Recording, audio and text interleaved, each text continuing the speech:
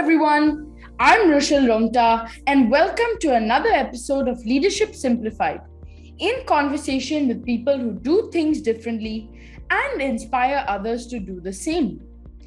My guest for today is Nellie, CEO and founder of Tigerhall, a micro-learning platform that helps professionals, regardless of their backgrounds and circumstances, achieve their career and life goals by learning directly from Asia's most successful people. Welcome, Miss Nellie. Thanks for coming to the show. Thank you, Rushil. Very glad to be here. I've been really wanting to ask you a few questions, so let's get on with it. So, I know that you love teaching and explaining concepts, and so I'm going to begin by asking you to help me better understand one of your favorite quotes. Motivation comes and goes. Discipline is what will get you through the lows. I kind of get what this means, but I think hearing more on this from you with some relevant examples for kids of my age would be absolutely terrific. Absolutely. Yeah, it's one of my favorite mottos, and I've lived by this motto my entire career, my entire life. And it all comes down to, I think it's very hard to rely on emotions. It's very unpredictable, right? If you wake up and you feel like, today I don't want to do anything, and then the next day you're like, yay, I'm full of energy, today I really want to do stuff, then it's very hard to achieve goals that way because you can't really predict the outcome. So if you take, for example, doing your homework, right? Let's say you come home from school and you're like, do I want to do my homework? Do I not want to do my homework? Let's see how I feel. Is it a good day? Is it a bad day? And then you go into this whole loop of thinking, do I want to do my homework or do I not want to do my homework? And that actually takes more energy than just doing the homework. That's what I've come to realize, that it's a lot of energy that is just wasted on basically thinking about things instead of just doing them. And the same like at work, let's say you have an inbox full of emails, right? And you're like, oh, I have to deal with these hundreds of emails. The feeling of that would actually take more of your energy than it takes to just do it. So I find that it's easier to just do things. And the discipline element of it is doing things without really thinking so much about if you want to do it or not. So if we take the homework example, for example, like you have to do your homework, right? Like you don't really have a choice. So there's no point stopping and sensing and feeling like, do I want to do it? How do I feel? And then you start procrastinating, then you go to TikTok instead or a Netflix show, and then it gets even harder and you get tired, and then you have to do the homework at the end, and it just becomes a lot of emotional drain.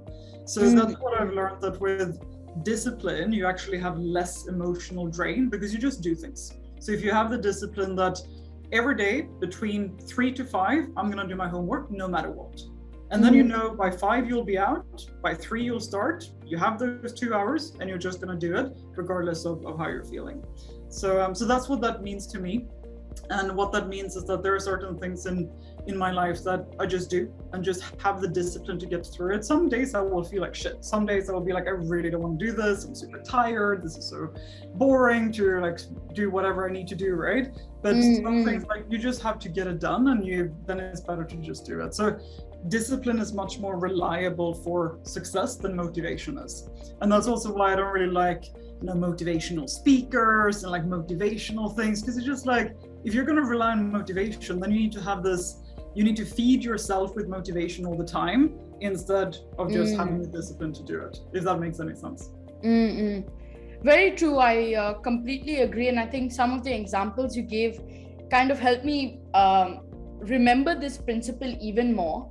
And even my school keeps reiterating that discipline is very important, but maybe on a bit of a different aspect, that, you might have the best teachers, best coaches, you might have all the motivation in the world, as you said, but it's actually the discipline and consistency that actually matters, that will help you, that will lead you to success. So I think what you said, I agree with it fully.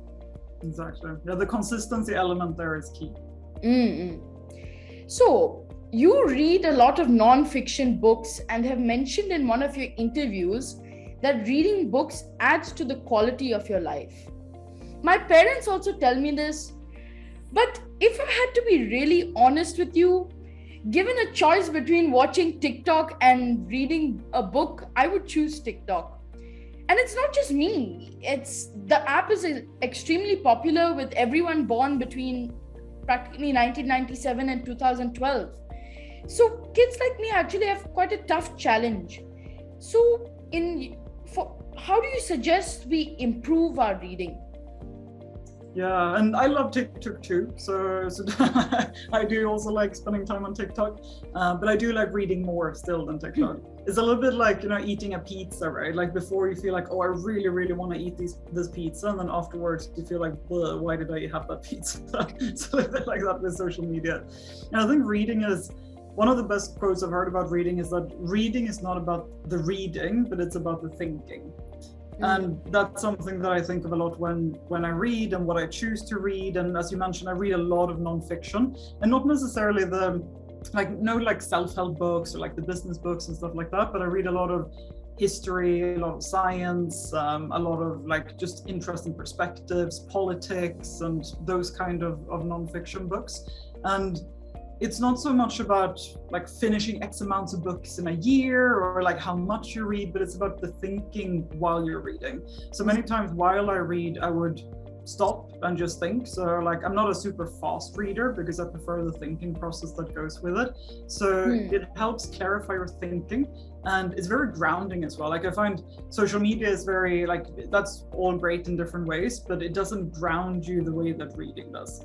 If you take a few hours to read a really good book, it really, really grounds you. And I think that really adds to the quality of your life. And I think when it comes to like, if you want to read more than spending time on TikTok, right? I think it's a lot about finding things that you enjoy reading and not forcing yourself to read books because of you should be reading that book where everyone is talking about it or it's a popular one or anything like that. Because it needs to be things you enjoy, otherwise it will feel like a chore, right? And one key to this is, I think you don't have to finish books that you don't like. I know people who are big readers and they're like, I have to finish every book that I start. I'm like, why would you waste your precious time on reading something you don't like? Like, life is too short to read books that you don't enjoy. So usually what I do, I would read until like 50% of the book, around half. And if I don't enjoy it by that point, I would just go for another one. So I think that's important if you want to like read more. It's about finding those genres, trying out a lot of different books and find what you actually enjoy reading about and focusing on those. And having a wide variety, and then just not feeling like it shouldn't be another to-do thing, right? It shouldn't be a thing on your to-do list that you have to now finish this book, but rather something that you enjoy and then think about it as you go through the reading. I think if I had to paraphrase that, basically what you're saying is that, it's really the thought behind the reading. It's not about finishing books really fast. Exactly. And I also agree that the choice of the book is important. And I'm definitely going to use some of your advice to choose books more and try and increase my reading. So I was very happy to learn that you were one of those troubling students who were questioning the studying of things like the periodic table and the Pythagoras theorem. And honestly, sometimes I have the same thoughts too. And I also hear that a lot of what kids like me study now will actually become irrelevant by the time we're adults.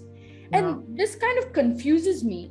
So could you please gaze through your crystal ball on the future of learning and tell me what kids like me should do? Yeah, I'm not sure I have a crystal ball, but what I do know is that the things that we teach in school today is definitely not what you do when you go out and work, right? And some famous examples of that is if you study marketing, for example, and this is university level, right? So it's supposed to be very close to when you then go out and work, and they still teach you the 4 Ps. So the 4 Ps of marketing, the price, place, promotion, and don't even remember the 4th one, but it's not something that marketers are using today. And nowhere in a marketing course are they teaching you, how does the TikTok algorithm work? How do you create a successful Instagram campaign? How do you launch your own podcast on YouTube like you've done? They don't teach that in marketing courses, right? So it's very far from reality. And if you take a topic like sales, there is still no Bachelor of Sales in the whole world. And that's such a core function that all businesses rely on, but still nowhere can you go and and take a Bachelor of Sales, which I think is very, very stupid. So it's very far removed. And what I would say is what I think schools should not focus on, which they still do, and which I have such a big issue with the periodical table, for example, is that we can Google all of this in 1 second. We don't need to memorize. And I think schools spend too much time on memorization and, like, you know, all the multiple choice questions. So we got one of those too, and it's ticking this and ticking that. And it's just like memorizing everything, and then afterwards it goes out again, right? And that, I think, is a complete waste of time, because you have 0.58 seconds, you have all of that information on Google. So what is more important to learn and to think about is focusing on the mindsets. Like, what is the mindset that you go out to the world with? What is your attitude? How do you communicate? And that's why, again, doing a podcast like this is a fantastic way to practice those areas, right? And you also practice things like reaching out to strangers, like getting people like me on the podcast, and like how you do research, raising questions. Like, all of those skills are a lot more important than knowing how Pythagoras theorem works or the periodical table. And I'm not saying that those are things we should completely ignore, because I think science is important and we all need to know basic fundamentals of physics, biology, chemistry, so that people who are interested could also then choose to further specialize in it, right? Like, we need a lot of scientists in the world, there's no question around that. But the issue is that we learn that at the expense of not learning, how does a credit card work? How do you lead a team? How do you speak in front of a big crowd? Most people, when they come out, they have massive issues just hosting meetings, doing presentations, and all of that is then hindering them from getting ahead in their career. So what I would say, if I were to give any so-called advice, would be to focus on developing more on the soft skills, or what I call power skills. Communication is one of them, being able to communicate, being able to collaborate, critical thinking, ability to research, to form your opinion, to find information out is much, much more important than being able to know and memorize that information. So that's the shift that I would like to see in schools, is to not focus so much on memorize all of this, then you come into your exam and you spit it all out for your grades, right? But rather think about, how can we think about the world? Like, what kind of questions should we ask ourselves? And also things like mindfulness and self-awareness, all of those topics are considered too fluffy for school, right? But I'm like, those are super, super important when you grow up. And if you're not having self-awareness, if you're not mindful, like you're going to struggle. So those are some areas I would like to see the schools focusing more on, to prepare people better for the real world. I think those are some really incredible thoughts and ideas that you mentioned. But I guess what you said is also true, that generally we learn things like the periodic table and Pythagoras theorem. Those are actually fundamentals. But I must say that even though I enjoy what is taught in school, like, you know, now I'm learning biology and chemistry, but I think what people should do is also explore topics that are actually not part of the curriculum. Like, if I had to take my example, I look at things like driverless cars and NFTs, and I really hope that these things will actually help me in the future. And I also think that if schools start teaching these kind of things, it would be quite good. Going to school would be much more interesting. Yeah, exactly. So, as a kid, you were, I must say, very entrepreneurial. And while doing my research on you, me and my brother actually picked on your idea of selling stones to your grandmother, and have actually lined up some interesting things for our grandmother. And by the way, I totally agree with you that McDonald's, where you worked for 4 years, is the best employer, and that everyone should work there. But that's actually just because I like their burgers a lot. But the main question is, what made you so entrepreneurial? Was it just natural to you, or did you have some like goal or inspiration in mind? I think it was, for me, and I want to hear what you're selling to your grandmother, by the way. I think things like we have a lot of toys, so I'm going to maybe like I like taking things apart and then fixing them back together, making something new. So I'll probably do some of those things with all my Legos and sell them to my grandmother, tell them why they are different, more unique, and try and sell them to her. But I mean, I must say I've done a few garage sales as well. Yeah. So those are a few things I've done, and those are quite nice actually, I must say. Earning money, like learning how to actually, sell, what profit is, right? When you Yeah. buy something and then you make more than that, that's a profit, right? So that's what things that I learned from the garage sale, and that was quite nice actually. Yeah. Yeah, that's awesome. Yeah, I also did the classical lemonade stand. I was Yes, putting yes. my lemonade stand next to where there's a lot of bikes passing, and I was like Mm-hmm. selling them drinks for like 10 cents per lemonade or something like that. Yes, I read about that. I Uh, think I should also try that because I like cooking generally, and my brother's into smoothies. So we could set yeah, up a stall. I mean, yeah, we are like quite close to East Coast Park, so we could just make a stand there and yeah. do You should definitely do a something. smoothie stall in East Coast Park. I would definitely Mm-hmm. buy from you and biking by. There are a few good smoothies in East Coast Park. Yes. That is true. To your question on entrepreneurship, I think for me it was very much seeing how everyone almost does the same thing in life. People Mm. always like they study hard, get good grades, then it's about getting into the right college and getting like the right education, and then you go out and work, become successful, then you need to get promoted, you want to find someone, settle down, having kids, and then you chase more corporate promotions, and then you retire, and then you die, right? And I just saw that ahead of me and was like, it doesn't look too exciting. And it was more that everyone was just doing the same, and I was like, the world doesn't need more people that are doing the same thing, right? Mm-mm. So I didn't feel very compelled to just follow that default path. And I was thinking very much like, I only have this very small time because life is very, very short, right?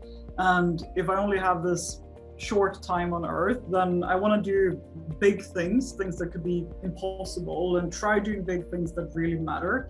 And I felt like I don't want to waste my life chasing corporate promotions or things that don't matter. I want to try doing those impossible and the most difficult things, and kind of like just see if I can do it, like challenging myself and see like, Nellie, could you actually build a company? Like, is that something that you could actually do, right? And like no fear of failure, just like if it doesn't work out, it doesn't work out, but I want to try to do the most difficult thing.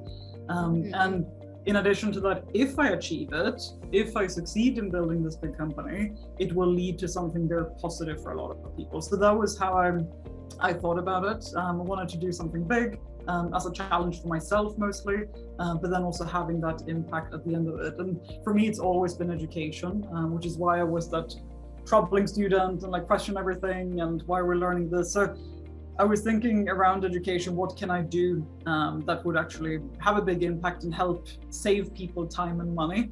And I was very frustrated by university. I thought university was a scam. So much money, so much time being thrown into this like hole, and then you come out and it's like you learned nothing, and employers are like, but we need something completely different. And then when I was spending 4 years in recruitment, that's when I saw all the time people coming out from great schools, GPA 4.0, Dean's List, all of those things.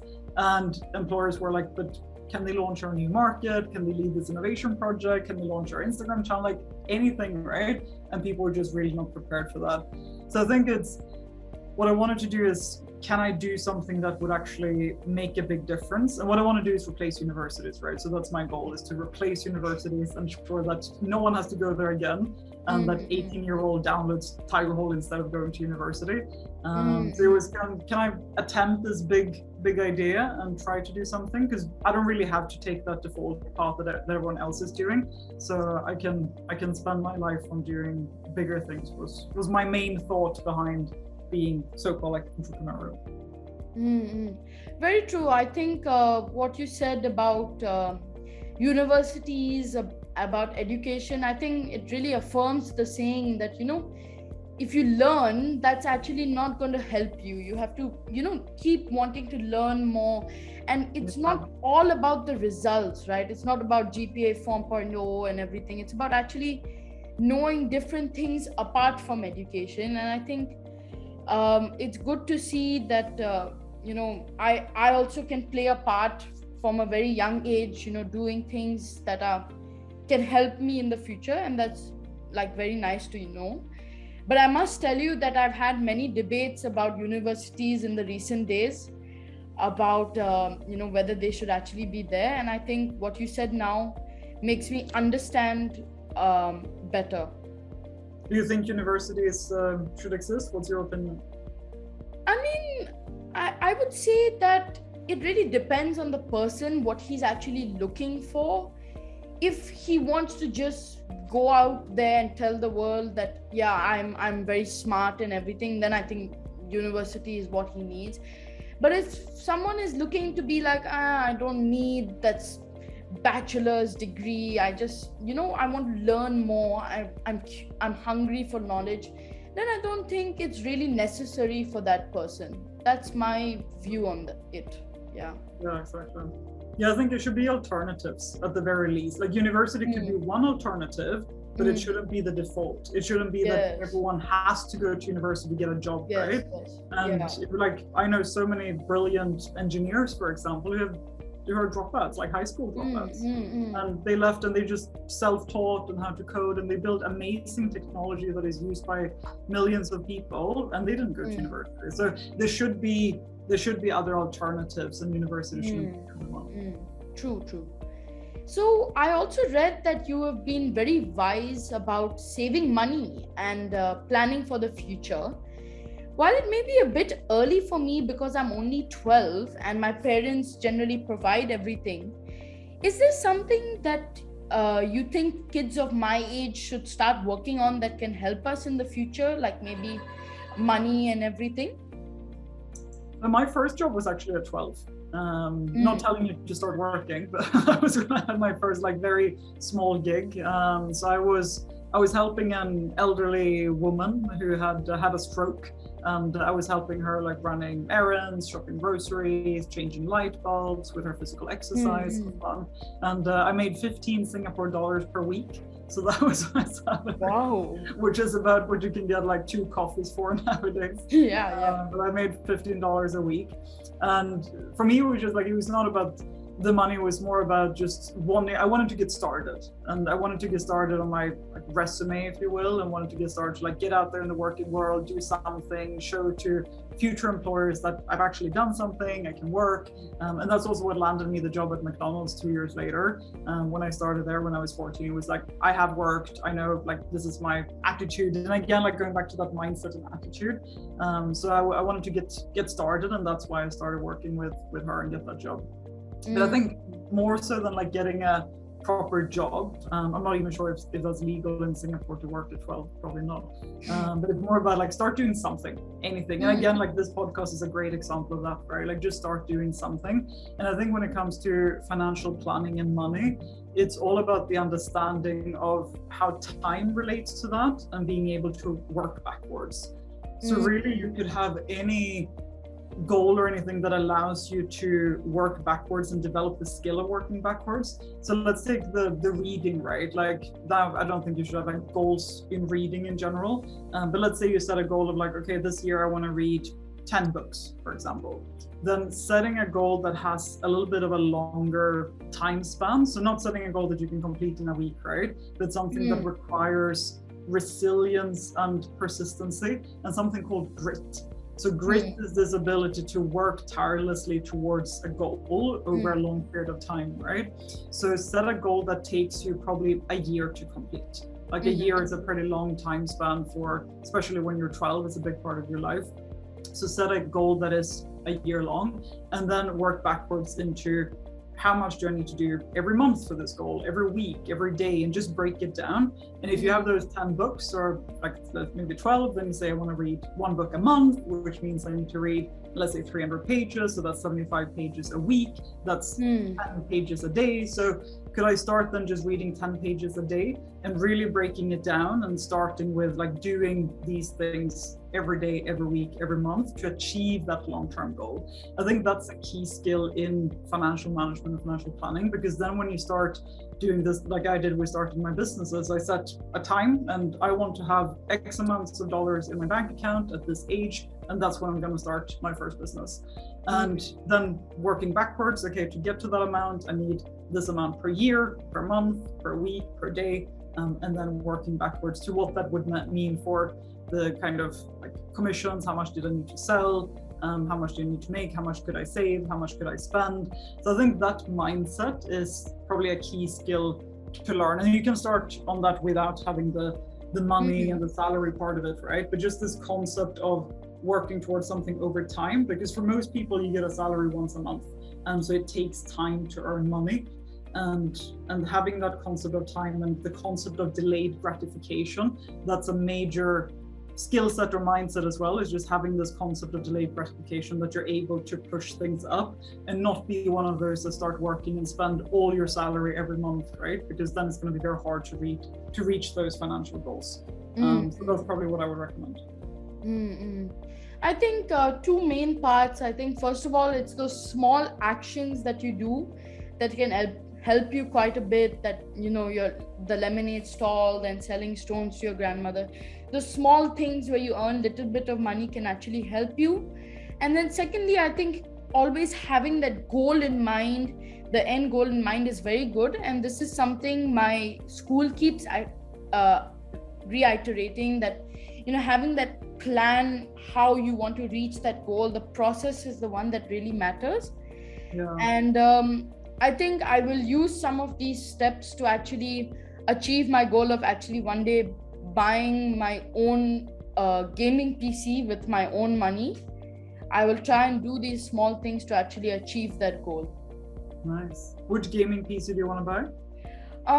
I think I've not really decided yet, but I think I'll ask a few people, like my uncle who already has one, ask him for a few suggestions, and then I'll finally decide. Nice. Yeah, that's a good goal to work towards. Yeah. So, last question. I'm aware that you are a big fan of Asia and were fascinated with it since your childhood days.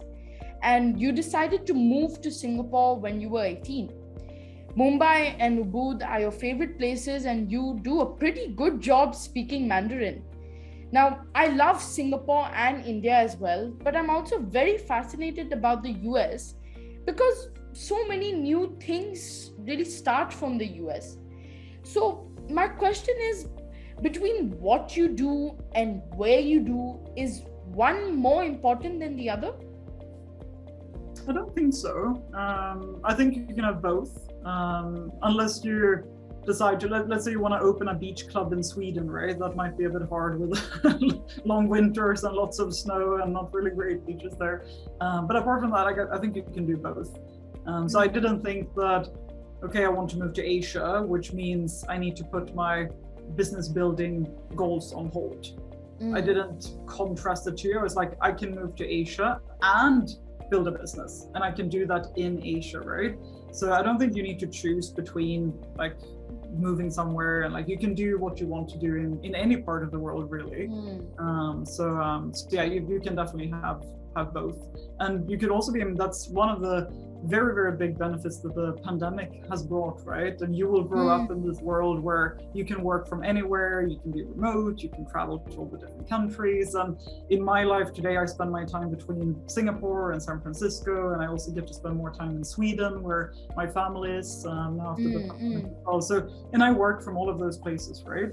So, so I think you don't have to make that choice of, do you want to stay in Singapore, for example, or do you want to move to the US? You can be either a bit in between or do it different years and so on. And if you want to work in something specific and you want to live in the US, why not combine them and do that in the US? So definitely you can have both, is my point.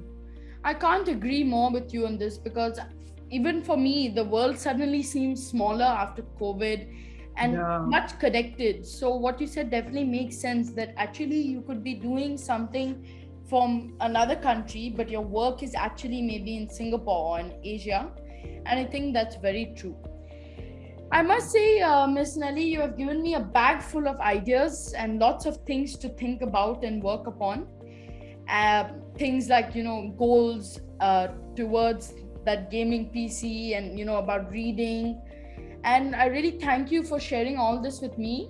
But I'm not going to let you go without having some fun. So the next segment is going to be a set of rapid fire questions.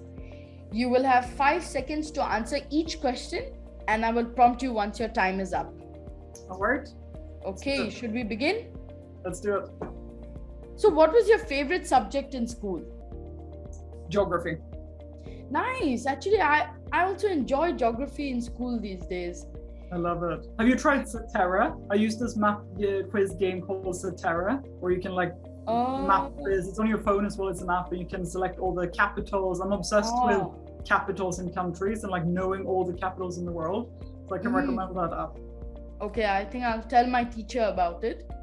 Yeah. So, if you didn't have to sleep, what would you do with the extra time? Read. Nice, interesting. Would you rather be a little late or way too early?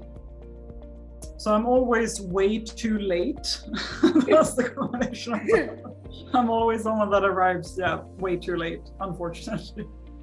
So would you rather hear the good news or the bad news first? Bad news, definitely. Yeah, even I like to hear the bad news first. I like to keep the good for the last part, when you hear the bad news, then you get some relief with the good news. Exactly. And K-pop or hip-hop? Can I say house? Sorry? Can I say house? House music. Sure. House music. Okay. I generally like K-pop a little bit. And what chore do you hate doing? I hate doing the dishes. The worst. Dirty plates. Get them away. And lastly, if you were running for the office of Prime Minister of Singapore, what would your campaign slogan be? Let's think bigger. I think my vote is then definitely going for you. That's nice. I have one vote. But there will be many more to come. Don't worry. Let's hope so. I think you did quite well with those answers. So, Miss Nellie, you are a 4-time founder with Tigerhall, and you have really pioneered a new way for professionals to develop their skills, and you have won several trophies in skeet shooting as well. And really, there are so many things about your life that are so inspiring, and I will be forever grateful for this opportunity to have a conversation with you and learn so much. Thank you so much. Thank you. Thanks a lot, Rushil. I really enjoyed it. Okay, bye-bye. Bye-bye.